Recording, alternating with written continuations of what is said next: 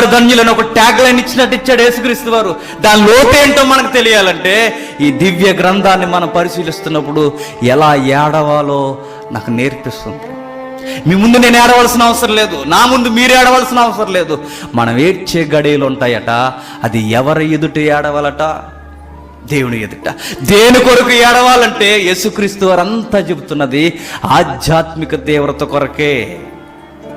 దేని కొరకు నేను ఏడవాలయ్యా అంటే, నాకు సొమ్ము రాలేదని ఏడవకూడదట, నాకు ప్రమోషన్ రాలేదని ఏడవకూడదట, నా చదువుల కొరకు, ఈరోజు ఏదో రాస్తున్నారు పంచాయతీ సెక్రటరీ కొరకు, వీటి కొరకు కాదట నేను ఏడవలసింది.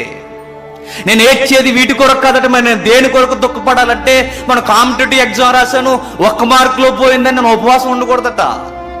మరి నేను దేని కొరకు ఏడవాలంటే, నా స్థితిని ఎదుట బాగలేదని ఏడవాలట.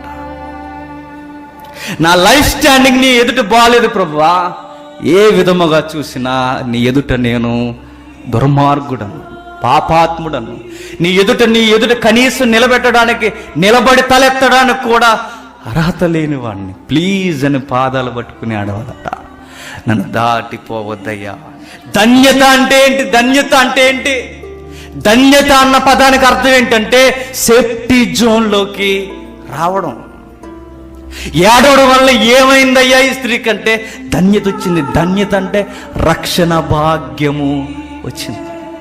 దేని కొరకు ఏడమని కొండ మీద ప్రసంగంలో ఆయన చెబుతున్నాడు, దేని కొరకు దుఃఖించమని కొండ మీద ప్రసంగంలో చెబుతున్నాడు అంటే, మీ పాపాల కొరకు ఏడవండి.